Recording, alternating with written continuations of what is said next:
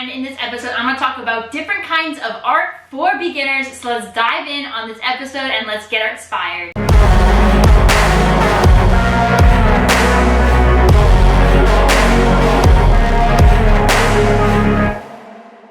First thing for beginners is basic drawing.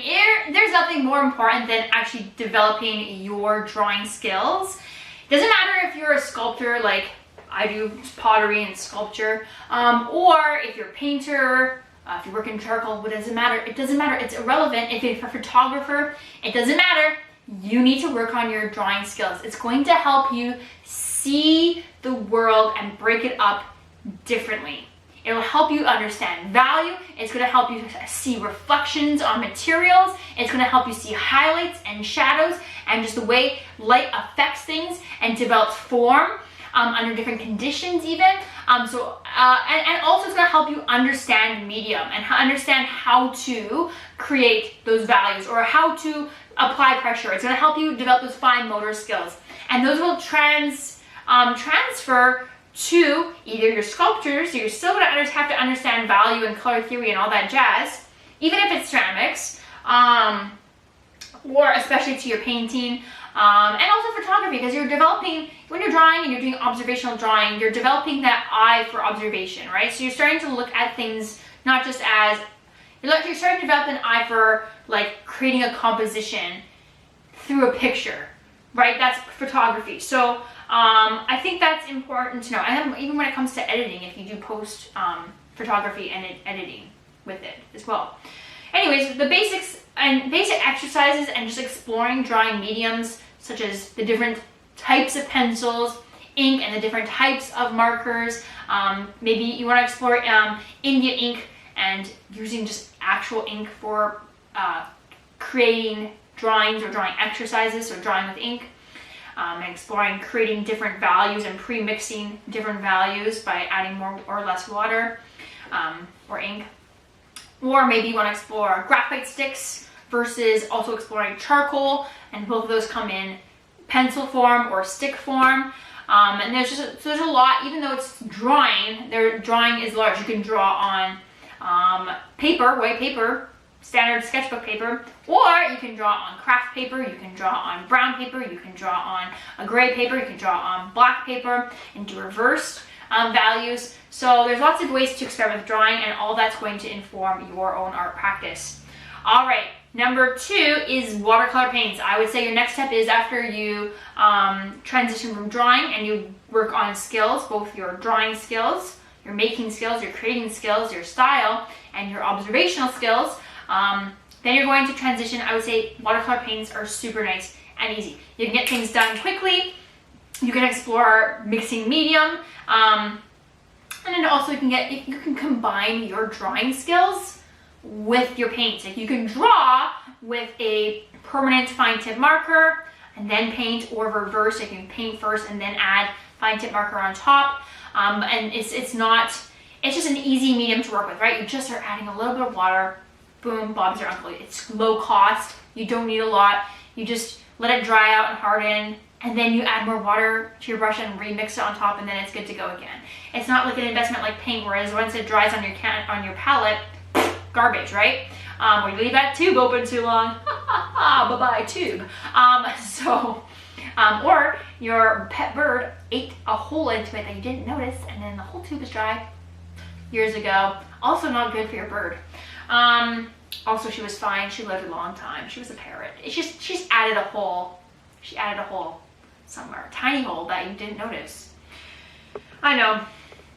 I was in my teens. I was in my teens. So I'm in my 30s now. So I understand that's not a great. I also lived at my parents' house, and I didn't have a studio in my teens. So sorry. I loved her. Anyways. That's my logo, is her. Yeah, Chewy. But this is Zombie Chewy, which was not a good idea. Also made this when I was very young, in my teens. That was regrettable also as a logo. Like, yes and no regrettable. You'll see it all stamped under my sculptures as well, because it was really cool. I was into zombies, like Walking Dead, my friends. And now she is dead and probably a zombie, so because that was a long time ago. Anyway, moving on. Next, I have a question for you. So watercolor paints, drawing mediums. My question for you is this: what art medium are you currently working with? What art medium are you currently working with? I want to hear what you're working with right now. What are you very much working on? What have you just used to create something, drawing, whatever, painting, I don't know. Let me know in the description below the video. I want to hear from you. Let me know, what are you currently using as an art medium? Let me know this in the comment section below the video. All right, number 3, art mediums for beginners. I would say next, after you explore watercolor paints, you explore drawing mediums, then you can work into acrylics and get into some more traditional paints. However, it's a little safer to explore. It's water soluble, it's fast drying, you can work through it quicker. So acrylic paints, I think, are nice natural progression in terms of working with materials. You can just get a small set if you just want to experiment and start learning how to paint. And then you can explore that process before you move into something more complicated. All right, then number 4 is working with oil paints. So after that, I would say then the next one that's a little bit more challenging, number 4, is oil painting. They're a little bit more expensive, I find, than acrylic paints, which is why I put acrylic paints first. And it's also an investment of your time, right? Because these take a lot longer to paint because of drying time is a lot longer. However, it's a higher quality paint a little bit compared to acrylic paint. It's a much richer color, it's highly saturated, and then it gives you deeper colors and effects. You can do glazing with it, which I also do in acrylic, but then also I think it gives you a nice opacity, so if I want to cover an area easily, I can, whereas with acrylic, I really have to build up my layers. Anyways, what I'm trying to say is that it's really nice, and it's exceptional for blending. So if you are like, I don't like the brush strokes that acrylic are doing, and it's hard to blend it together to make it look smooth, that's just the nature of acrylic paint. You will find that if you switch to oil paints, like if you want to just like add a nice little highlight, you just add a little dot of white somewhere, and you blend it, and it'll just like smudge in and look beautiful, like a nice white smudge smear, blended perfectly. And that's just because it's oil based. I mean, it's a little bit different to work with it. Now, I have lots of different oil painting videos and how-to talks, so if you want to check those out, you sure can. And then just check out my channel. You'll find a whole bunch of the different ones that I've just recently posted, so make sure you check those out and subscribe. But oil painting would be the next. Now, finally, number 5 is ceramics. So if you're wanting to get into more 3-dimensional stuff, I would say a great material to work with as a beginner is ceramics. Now, you do not need to open up your own home studio, buy a kiln, buy all the tools and equipment. You do not need to do that. You can if you want, but you're just starting out. So don't go buy your own pottery wheel and all that. Find a local ceramics studio or workshop near you and take a ceramics course. Then you can use their kiln. They will provide the pottery wheel. You can buy your own pottery tools, and I'll talk about the best tools to have for hand building ceramics or wheel throwing ceramics in different videos on my channel. You can check those out. But you can just grab a handful of, or make your own, like I do sometimes, tools for ceramics. You can use your hands to build anything also, and then go to town, and then you can learn through that. And I think it's just a great way to transition from, it's an easy material to transition from 2 dimensions into 3 dimensions, right? And then you get a paint on top, and then it's so cool and cute looking, and I think that's a lovely, beautiful material to work with.